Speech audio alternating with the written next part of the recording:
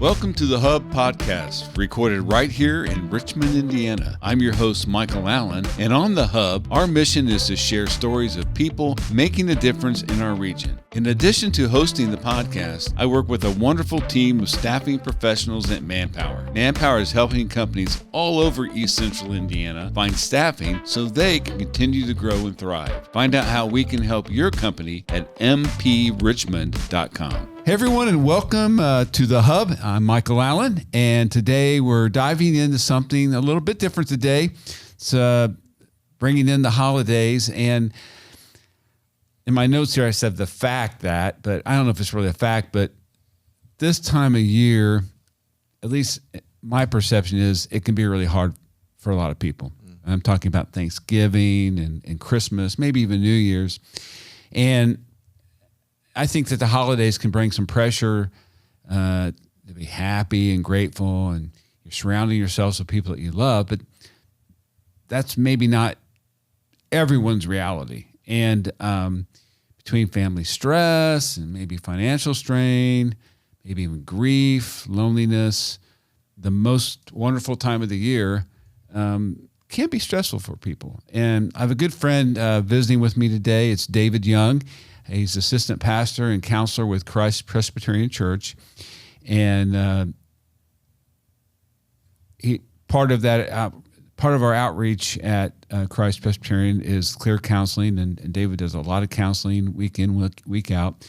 And actually, David has the distinction of being our very first guest on the Hub back when we started streaming in June of 23, and I thought this was just a great opportunity to have David back. So David, welcome back to the Hub.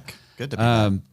We covered this a little bit the first time that you were there, but I think it'd be good just to kind of review for some people who maybe didn't watch the first time you were on. It's just kind of give us a brief summary of your background and working up to coming here to Sure Richmond. thing. I'd love to. It is a long, drawn-out story, the full one. Yeah. The brief one is just since the call of the Lord calling me into ministry, and the initial call was to be a counselor. I was just had a natural acumen to come around people. I was naturally empathetic. I was a good listener.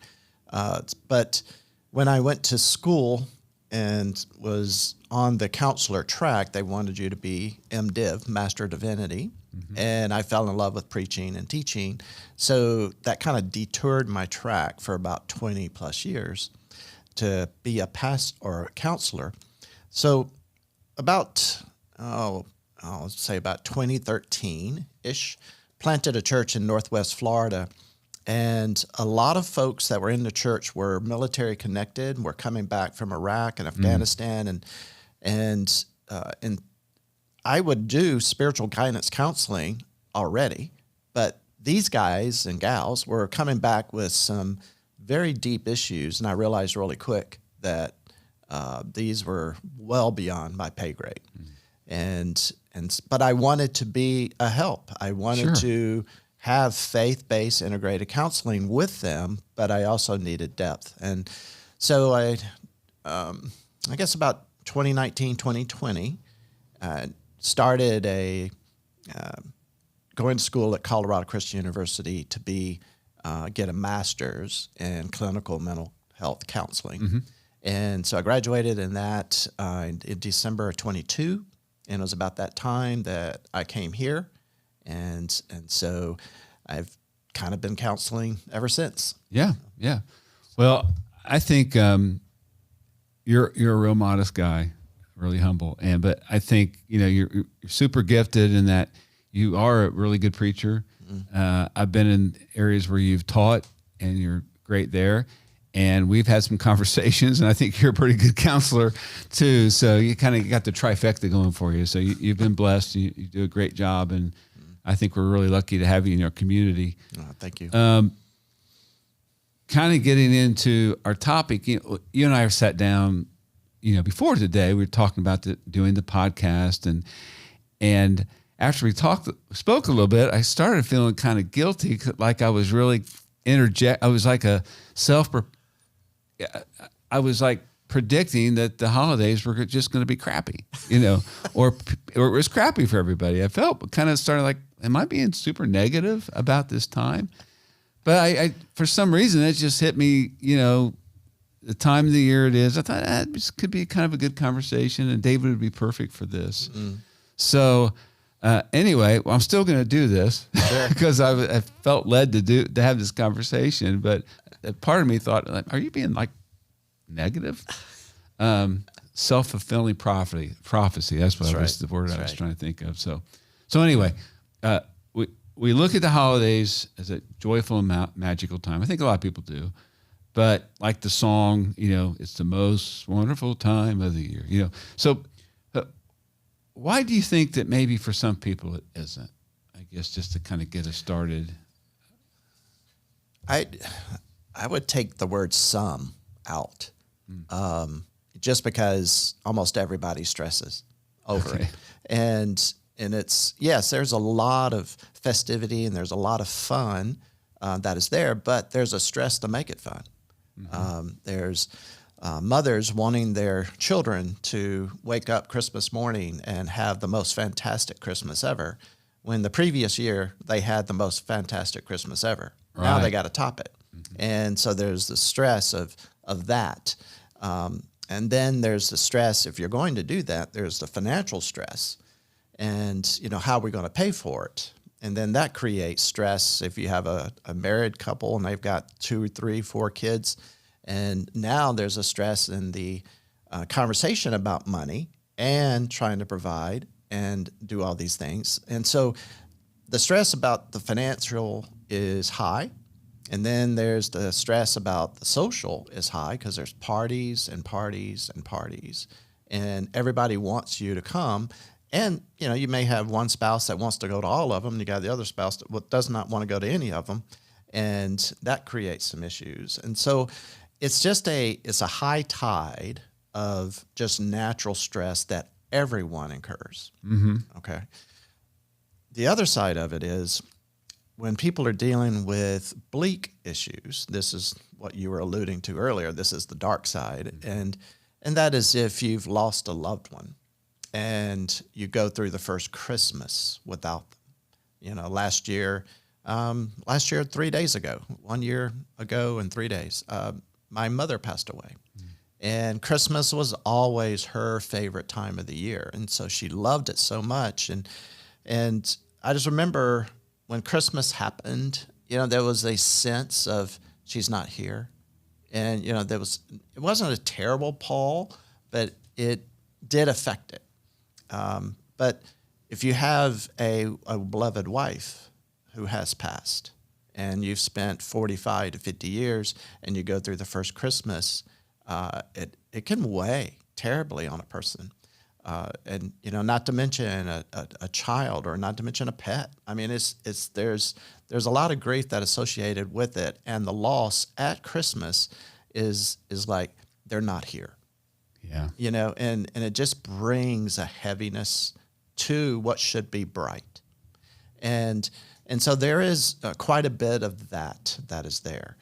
And so there's a lot of issues around the holidays that just seem to magnify what goes on in July.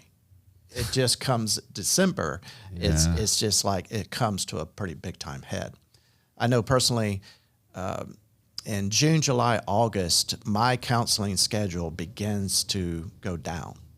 And, the sun is out, it's warm, people are outside, and they're doing all the well-being stuff. Being out in the sun, all these things are good for you. It's good for your soul. It makes you happy.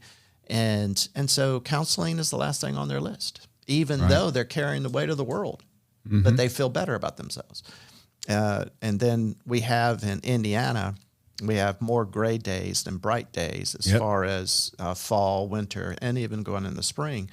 And so there's a real thing called gray Malay. It is you just sort of start getting depressed because you hadn't been out in the sun. And, you just sort of been away from it, and you're naturally become semi-depressed.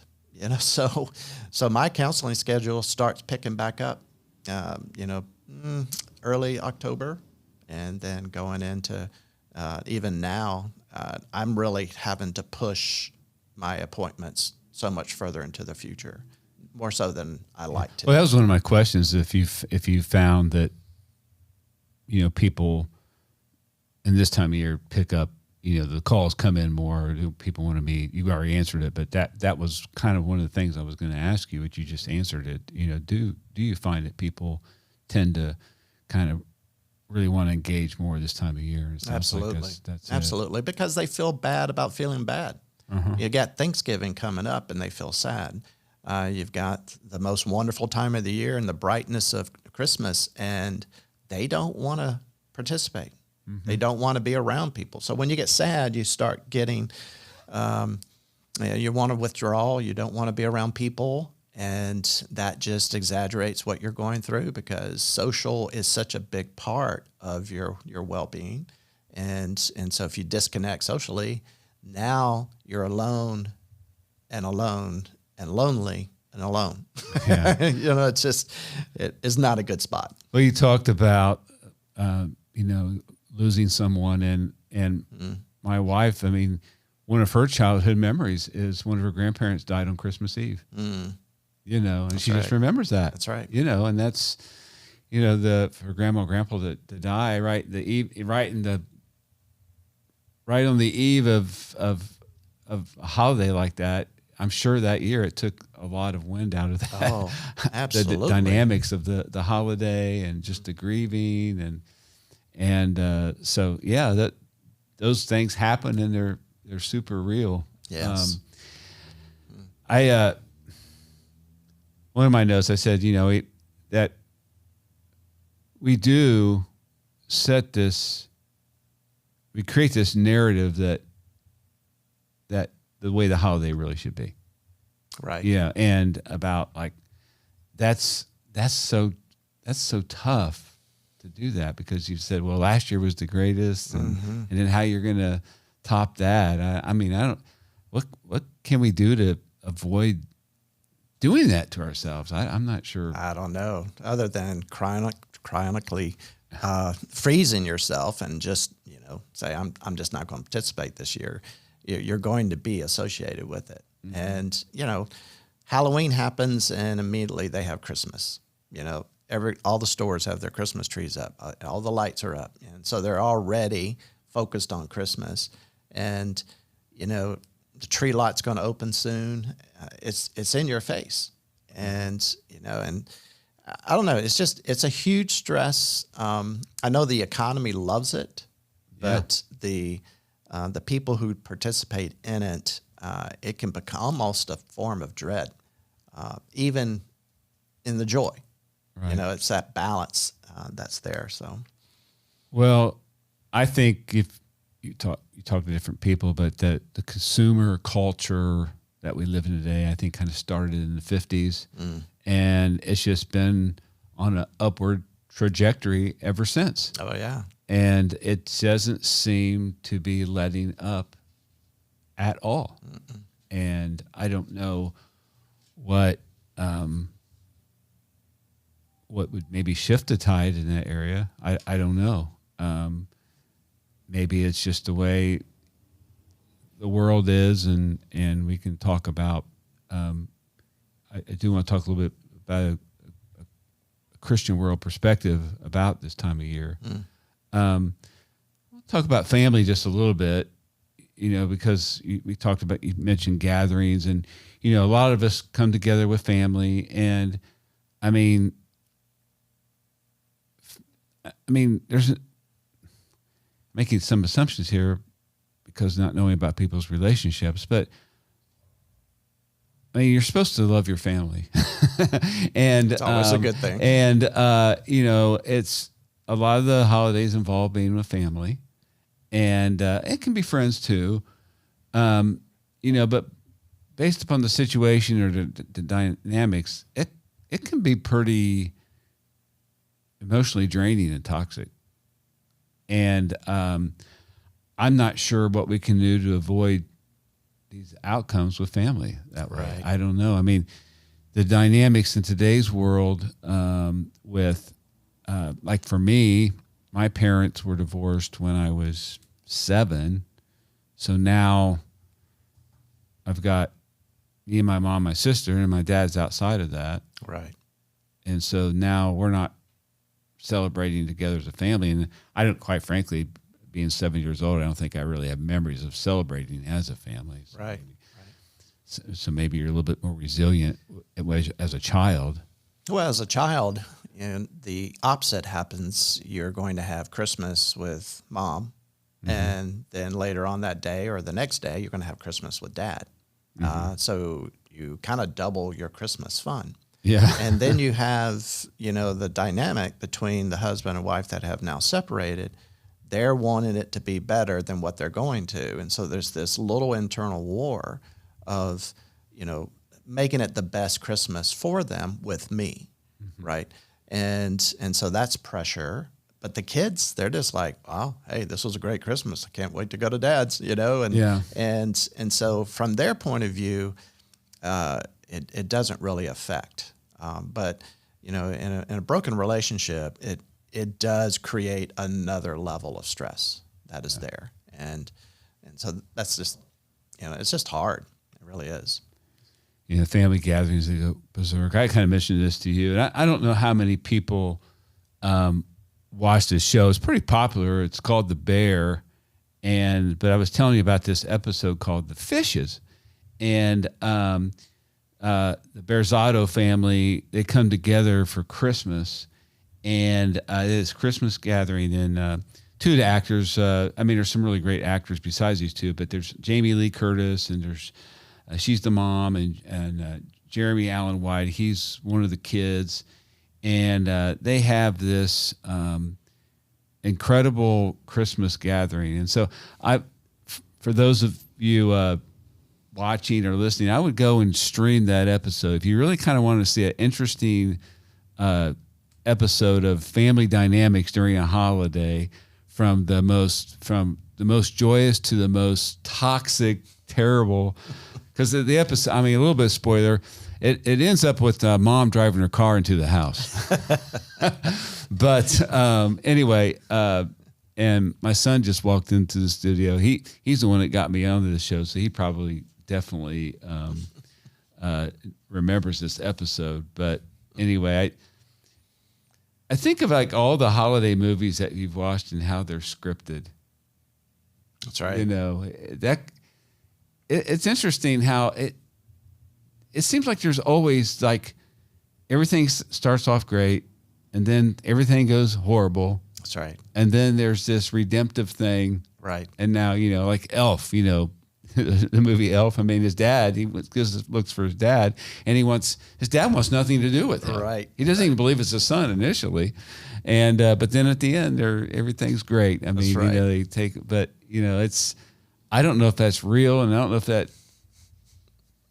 Do you and your wife like to watch Christmas movies and stuff? Oh, yeah. It is. The better question is, with your wife, do you ever not watch Christmas movies? Yeah, okay. Because when the season hits, it is on. It's Hallmark, whatever it is. We are watching a Christmas movie, and she just loves it. Mm-hmm. Christmas music is going.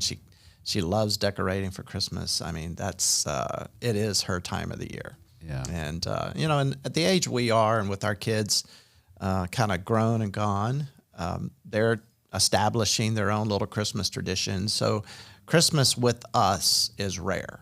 And so this year, the kids are coming into town, so Christmas with us is happening this year. So we have the stress of making the house ready. We have this tree that's like 25 foot tall. It's like a gigantic Christmas tree. Mm-hmm. And so we put lights on it. About killed ourselves doing it. But, we're doing it for the grandkids. We want them to go, ooh, oh, and it's just what we do.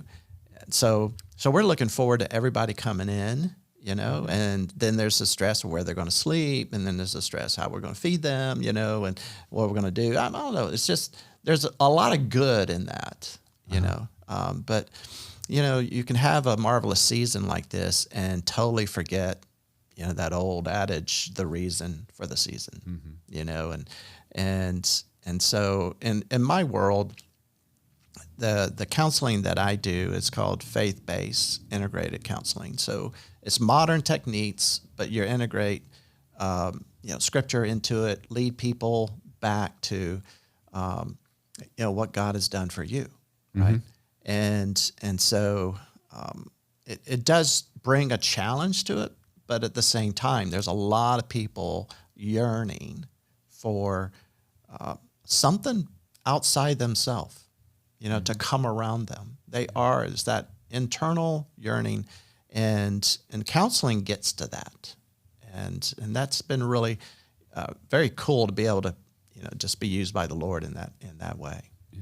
So one opportunity to give a little bit of advice here is I think something that's very common, and I think we spoke outside of today about this, just talking about the topic, is that so there's families that want to set up their, you have children and you want to have your own kind of start your own family tradition or your time together.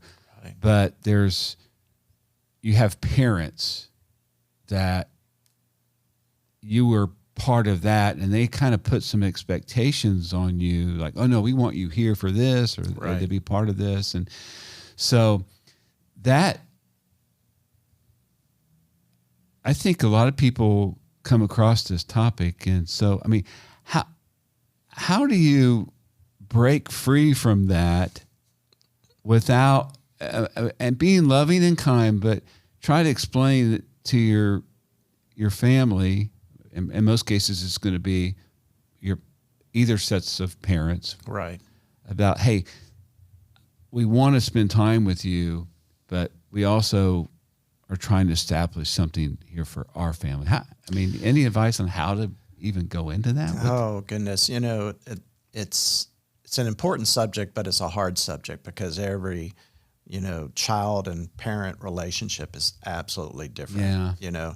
And so even in the best situation, if you have a strong patriarch or a strong matriarch, and they have these high expectations, it's like the unwritten rule, and so all the kids are complying. We'll just keep the folks happy. That's what we're going to do, and that's kind of sad because you have your own little world. You got your own. Your husband, wife, you got your little kids, and you're wanting to start your own traditions that are there, but yet you feel handcuffed to this other. And so always the best route is conversation. It's to risk bringing it up and, to come and just say, hey, I know we have these traditions, y'all have these expectations, but we want to establish our own. Mm-hmm. And we want you to be part of this. We don't want to take away from what you're doing, but we want you to be part of this. How can we compromise? Mm-hmm. How can we work toward this? Or how can we, how can you support this? And then we come alongside you. And I was very slow on the uptake on this when Sandy and I were younger, and we had 2 kids at the time. And my mother, she was the queen of Christmas, and she wanted the whole family there. She had expectation of everybody would come to the house on Christmas Eve. Everybody would spend the night there. Everybody would wake up and we'd all unwrap presents together. And it got to the point where, my brother and my sister, and then we have our husband, our wives, we have all our children. It is a mass humanity. And so there's something fun about the family aspect of it. Yes. But for my wife, her family, her upbringing was never that. And so she wanted for our kids our own. Yes. And that was very important to her. And, I was just sort of going with the flow and really missing the point that this is something that was near her and dear to her. And so it created a strain between me and Sandy, but it also created a moment that we just had to kind of say, we're going to do our own, because my mother was not supportive. And so that created a rift to some degree that trickled down to my brother and my sister, and they're like, why are you doing this? Why are you rocking the boat? And, and it's just, you're making this miserable for everyone. But when we did it, we probably didn't do it well. We just did it. And then we were just sort of declarative. This is what we're going to do. We're going to do this, and then we'll come around you. Mm-hmm. And I think what would have helped is if we had a conversation. How can we, move together? We all want to have our own celebrations. How can we be supportive? But it's also, as we get older, to be mindful that we have to let go and let them. And that's just hard. It really is. And I know for us, our kids, we got one in South Florida, we have one in Boston, we have one up in Minnesota. And so none of them are near. No, it's pretty spread out. It's very spread out. It says something about their relationship with us. But, it's when we're looking like last Christmas, we all went to Boston and we all gathered there. And that was kind of cool. Mm-hmm. And there was a gathering we did up in Minnesota. We all gathered there. And so that has been something new and fun, is that, the letting go has sitting there going, hey, we'll go where y'all go. We want to make this good for you. This Christmas, one Christmas, we celebrated Christmas not on the day because we couldn't get all our schedules to line up. So we were celebrating Christmas 2 days before or 4 days before or 2 days after when everybody was there. So it just, talking it out in August, September and October, and just so that everybody is kind of on board is the best way. But generally we are conflict avoidance. And so we just don't say anything and we just don't go along. Yeah. Then you create a problem. I mean, not everybody that is going to watch or listen to this podcast may not be a believer, and they may not have a Christian worldview of the holiday. I mean, you said that about the reason for the season, right? And how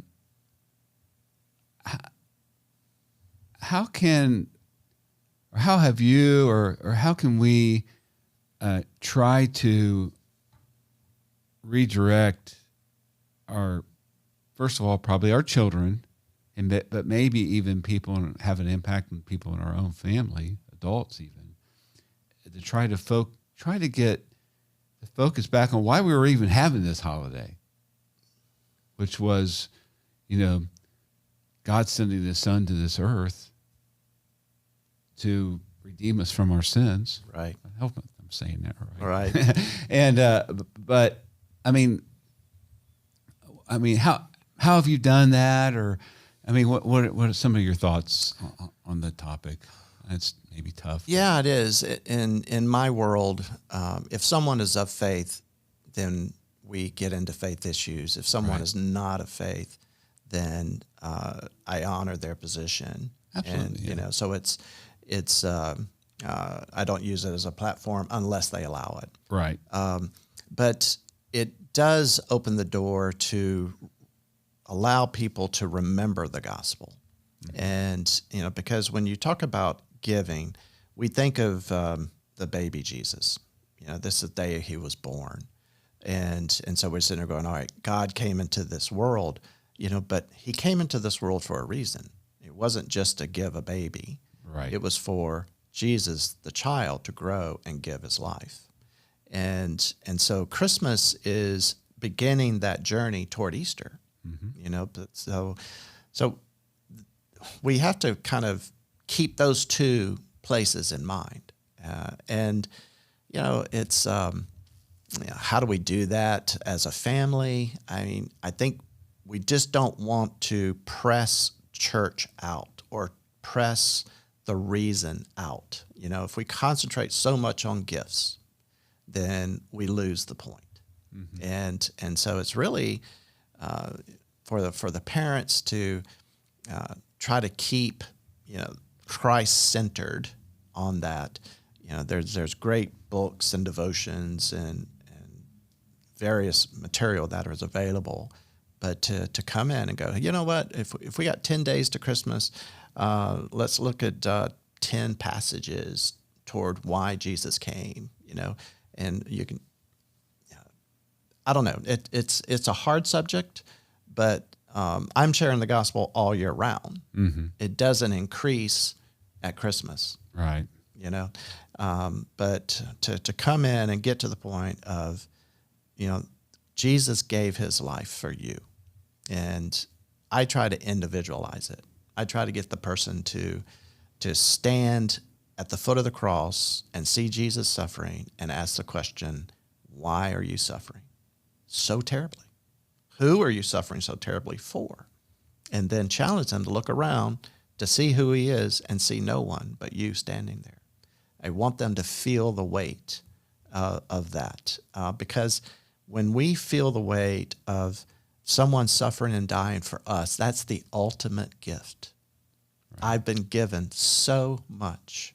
And when we receive that, then Christmas is giving in honor of that, and it does kind of make you mindful of that. So it's just holding the gospel front and center and, just reminding our kids. It's a great time to maybe tell our kids and all of us, you and me, we both go back to the cross. We both go back to, we want this to be dear. We don't want it to get lost in the woods. Yeah, I mean, Christmas celebration of that is arrival, but that just started a 30-plus year build up exactly to that ultimate gift. Oh yeah. Oh yeah. And it didn't work out too well for the other boys in Bethlehem when Jesus was born. Yeah. That was a lot of death that was there. Mm-hmm. And, because the world, the evil of this world hated the idea of that and they were against it. And, so Christmas, we've made it bright but that first Christmas, it was a pretty dark time. When